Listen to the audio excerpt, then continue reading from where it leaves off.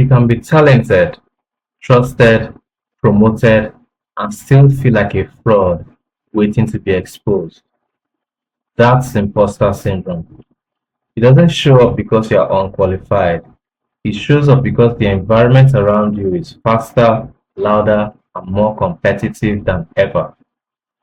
Today, we'll unpack why young leaders feel this so intensely, what triggers it in modern workspaces, and how to manage it so you can lead with steadiness instead of self doubt. Now, it's very important to note that you are not underqualified. If anything, you are overwhelmed.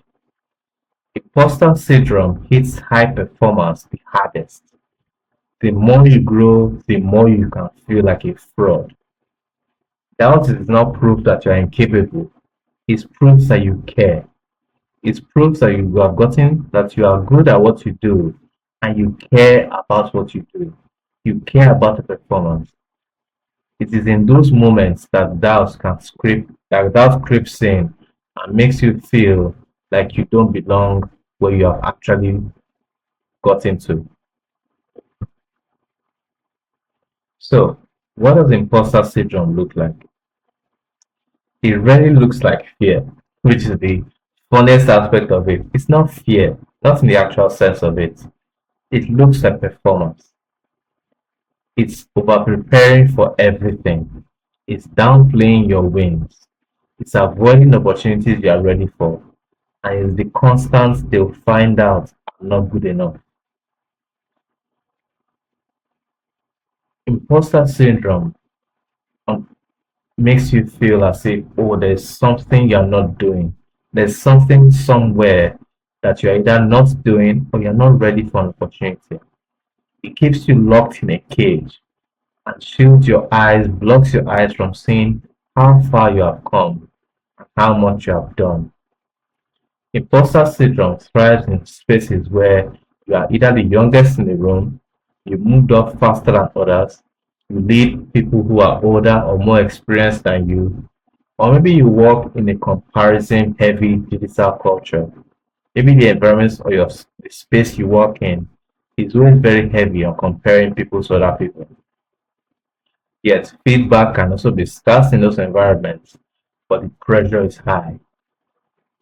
I once spoke with a person who works in the tech space, and this individual is very, very brilliant, completely capable of achieving all that he has achieved. Yet it feels like he has not done enough. It feels like there's something he's missing. Tech spaces, especially where the pressure is very high, where there's always something new coming out.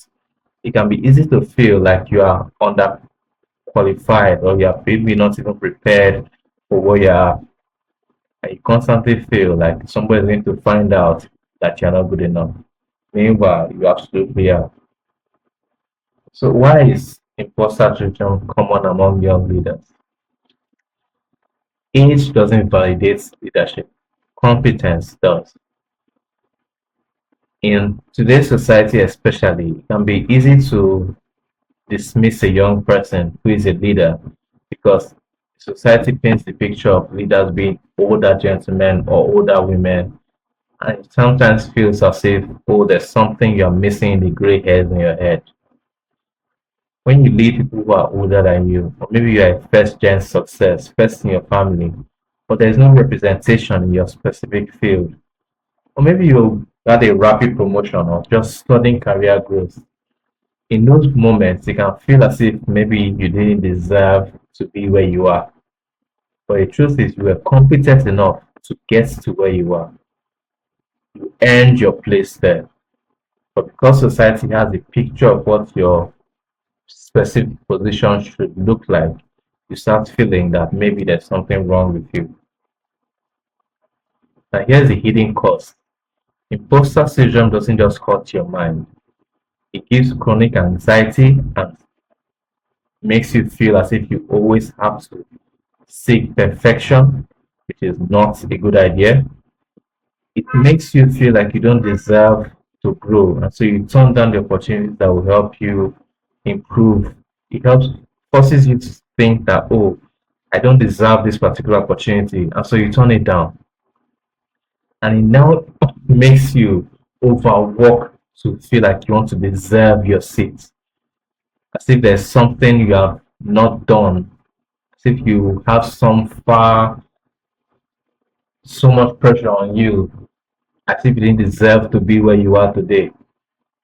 So it now feels like, oh, I need to overwork, I need to do more, there's more I need to do, there's more I need to do, there's more I need to do in order to earn your place where you are. But you already earned it. You got there. Now it makes it very difficult to internalize achievements. You can have so many people around you are giving you round of applauses and telling you, oh, you've done so well. You can listen to so many people encouraging you on, oh, how far you have come. But if you don't feel it inside of you, it now feels like they're lying to you. It feels like, oh, they don't really know what you're doing. And sometimes all those praises will now make you even more anxious to prove them right, to prove to them that, oh, they really, what they say is correct. Meanwhile, that's not the truth. Now, there are two ways we're going to reframe your thinking process in this video. The first one is to say that doubt does nothing, does not equal incompetence. Doubt is the side effect of elevation. If you were unqualified, you won't even be aware of the gap. But because you are aware of the gap, that is what's bringing in the doubt. Because you are actually competent, you actually were competent enough to get to the level that you got to. That's when you start to feel like, oh, did I really deserve to be here? Which brings us to the second reframe. You end the room. You weren't invited by accident. Someone trusted you before you trusted you. The evidence was there, not just in how you feel. The evidence was there, and so you were invited into that space because you earned it. Now, here are some practical coping strategies. How to lead even when your mind disagrees. The first one is the evidence journal. Document real wins weekly. In a previous video, we analyzed how to properly plan your week and how to create those opportunities to help you to document when you have achieved something really good. You need to celebrate those little wins and write them down, because the more you have in a written form, in black and white as they say, it's now easier to combat imposter syndrome because the evidence is right in front of you.